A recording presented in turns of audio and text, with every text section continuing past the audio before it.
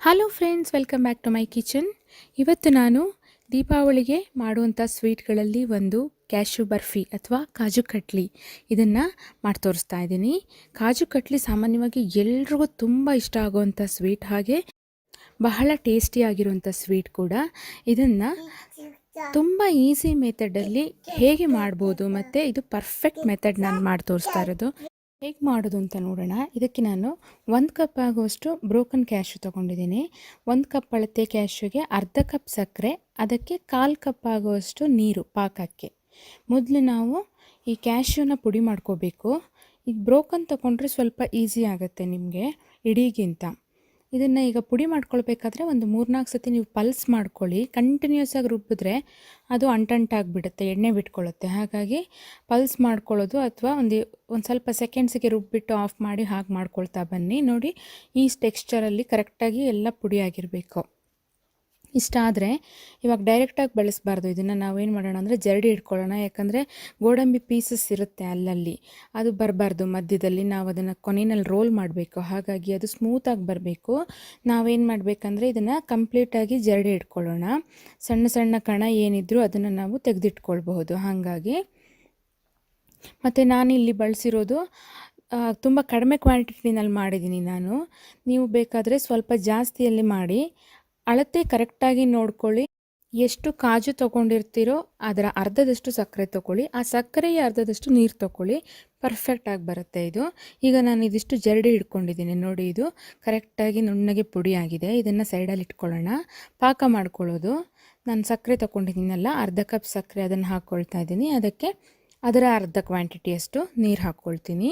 ಇದನ್ನು ಹಾಕಿಬಿಟ್ಟು ಇವಾಗ ಇದನ್ನು ಒಂದು 2-3 ನಿಮಿಷದಲ್ಲೆಲ್ಲ ಪಾಕ ಬಂದು ಹೋಗುತ್ತೆ. 1 ಸ್ಟ್ರಿಂಗ್ ಕನ್ಸಿಸ್ಟೆನ್ಸಿ ಬರಬೇಕು. ಅಷ್ಟು ಬಂದರೆ ಆಯಿತು, ಬೇಗ ಆಗುತ್ತೆ. ಈಗ ನಾನು ಇದನ್ನು ಮಗ್ಚ್ತಾ ಇದ್ದೀನಿ. ಒಂದು 2-3 ನಿಮಿಷದಲ್ಲಿ ಕಡಿಮೆ ಕ್ವಾಂಟಿಟಿ ಸಕ್ಕರೆ ತೊಗೊಂಡಿರೋದಲ್ವ. ನೋಡಿ, ಇದು ಅಂಟಂಟಾಗಿದೆ, ಬಟ್ ಆಗಲಿಲ್ಲ. 1 ಸ್ಟ್ರಿಂಗ್ ಬರಬೇಕು, ಒಂದೆಳೆ ಬರಬೇಕು. ಈಗ ನೋಡಿ, ಇಲ್ಲಿ ಬರ್ತಾ ಇದೆ ನೋಡಿ, ಇಷ್ಟಾಯಿತು. ಇದಾದ ತಕ್ಷಣ ನಾವು ಸ್ಟವ್ ಆರಿಸಿಬಿಡೋದು. ಮತ್ತು ನಾವು ಪುಡಿ ಹಾಕಿ ಪಾಕದಲ್ಲಿ ಕಲಿಸ್ಲಿಕ್ಕಿಲ್ಲ, ಸ್ಟವ್ ಆರಿಸ್ಕೊಂಡ್ಬಿಡೋಣ.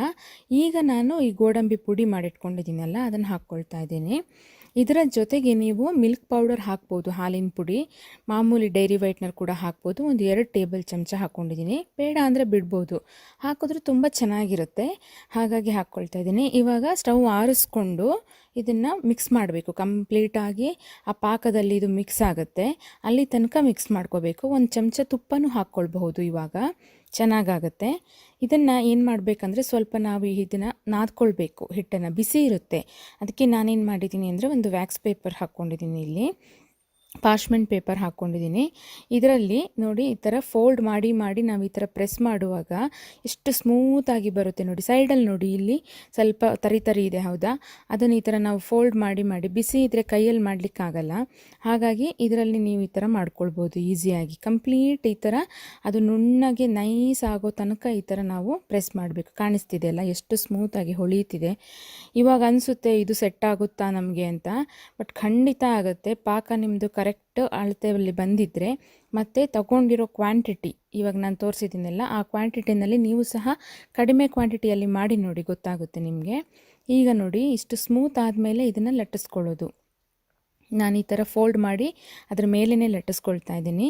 ಇದು ಲಟ್ಟಿಸುವಾಗಲೂ ಅಷ್ಟೇ, ತುಂಬ ತೆಳು ಲಟ್ಟಿಸೋದಕ್ಕಿಂತ ನನಗೆ ಪರ್ಸ್ನಲಿ ಸ್ವಲ್ಪ ಒಂದು 1/2 ಇಂಚ್ ತಿಕ್ಕಿದ್ರೆ ಚೆನ್ನಾಗಿರುತ್ತೆ. ಅದಕ್ಕೆ ನಾನು ಜಾಸ್ತಿ ತೆಳು ಲಟ್ಟಿಸ್ಲಿಲ್ಲ, ಸ್ವಲ್ಪ ದಪ್ಪ ಇಟ್ಟಿದ್ದೀನಿ. ಅದು ಪೀಸಸ್ ಬಂದಾಗ ತುಂಬ ಚೆನ್ನಾಗಿರುತ್ತೆ, ಅದಕ್ಕೋಸ್ಕರ. ಈಗ ನೋಡಿ, ಇದು ಲಟ್ಟಿಸಿ ಆಗಿದೆ, ಎಷ್ಟು ಚೆನ್ನಾಗಿ ಕಾಣ್ತಾ ಇದೆ. ಆಲ್ರೆಡಿ ಸೆಟ್ ಆಗ್ತಾ ಇದೆ. ಸ್ವಲ್ಪ ಬಿಸಿ ಇರುವಾಗ ನೀವೇನಾದರೂ ಈ ಸಿಲ್ವರ್ ಲೀವ್ಸ್ ಹಾಕ್ತಿರಾದರೆ ಹಾಕ್ಕೊಳ್ಬೋದು.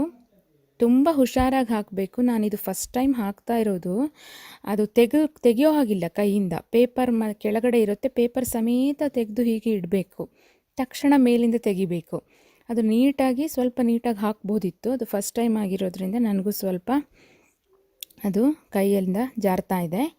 ಸೊ ನೋಡಿ, ಈ ಥರ ಅದನ್ನು ಕೈಯಲ್ಲಿ ಹಿಡ್ಕೊಳ್ದೇ ಹೀಗೆ ನಿಧಾನಕ್ಕೆ ಹಾಕ್ಕೊಳ್ಬೇಕು. ಚೆನ್ನಾಗಿರುತ್ತೆ, ಲುಕ್ ಚೆನ್ನಾಗಿರುತ್ತೆ. ಅದು ನೀವು ಯಾರಾದರೂ ಗೆಸ್ಟ್ಸಿಗೆ ಸರ್ವ್ ಮಾಡುವಾಗ ತುಂಬ ಚೆನ್ನಾಗಿರುತ್ತೆ. ಹಾಕಿ ನೋಡ್ಬೋದು ಒಮ್ಮೆ. ಈಗ ಅದು ಸ್ವಲ್ಪ ತಣ್ಣದಾದ ಮೇಲೆ ಈ ಥರ ಕಟ್ ಮಾಡಬೇಕು. ನೋಡಿ, ಚೆನ್ನಾಗಿ ಕಟ್ ಮಾಡೋಕ್ಕೆ ಬರುತ್ತೆ ಇದು. ಆಮೇಲೆ ಯೂಶ್ವಲಿ ಕಾಜು ಬರ್ಫಿ ಅಂದರೆ ಡೈಮಂಡ್ ಶೇಪ್, ಇದು ತುಂಬ ಫೇಮಸ್ ಸ್ವೀಟ್ ಅಲ್ವಾ ಇದು.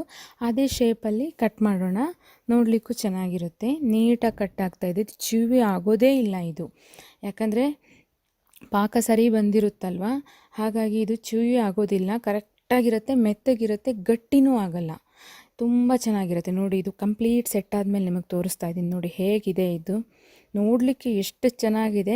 ನನಗೆ ಪರ್ಸ್ನಲಿ ಈ ಸ್ವೀಟ್ ನಾನು ತಿನ್ನೋದಿಲ್ಲ, ನನಗೆ ಇಷ್ಟ ಇಲ್ಲ, ಬಟ್ ನಾನು ಮಾಡಿರೋ ಮೆಥಡ್ ಇದು ನನಗೆ ತುಂಬ ಇಷ್ಟ ಆಗಿದೆ. ಇದು ಬಂದಿರೋದು ಔಟ್ಕಮ್ ತುಂಬ ಚೆನ್ನಾಗಿ ಬಂದಿದೆ. ಇದು ಮನೇಲಿ ಕೂಡ ಎಲ್ಲರೂ ಇಷ್ಟಪಟ್ಟಿದ್ದಾರೆ. ಖಂಡಿತ ನೀವು ಈ ಮೆಥಡಲ್ಲಿ ಈ ದೀಪಾವಳಿಗೆ ಮಾಡಿ ನೋಡಿ, ಕಡಿಮೆ ಕ್ವಾಂಟಿಟಿಯಲ್ಲಿ ಮಾಡಿ ನೋಡಿ, ಚೆನ್ನಾಗಿ ಬಂದೇ ಬರುತ್ತೆ. ಸೊ ನಿಮಗೆ ಹೇಗೆ ಬಂತು ಅಂತ ನನಗೆ ಬರುತ್ತೆ ತಿಳಿಸಿ. ಮತ್ತು ಈ ವಿಡಿಯೋ ನಿಮಗೆ ಇಷ್ಟ ಆದರೆ ಶೇರ್ ಮಾಡ್ಕೊಳ್ಳಿ, ಲೈಕ್ ಮಾಡಿ, ಹಾಗೆ ನನ್ನ ಚಾನಲ್ನ ಇನ್ನೂ ನೀವು ಸಬ್ಸ್ಕ್ರೈಬ್ ಮಾಡ್ಕೊಳ್ಳಿಲ್ಲ ಅಂದರೆ ಸಬ್ಸ್ಕ್ರೈಬ್ ಮಾಡ್ಕೊಳ್ಳಿ. Thank you for watching.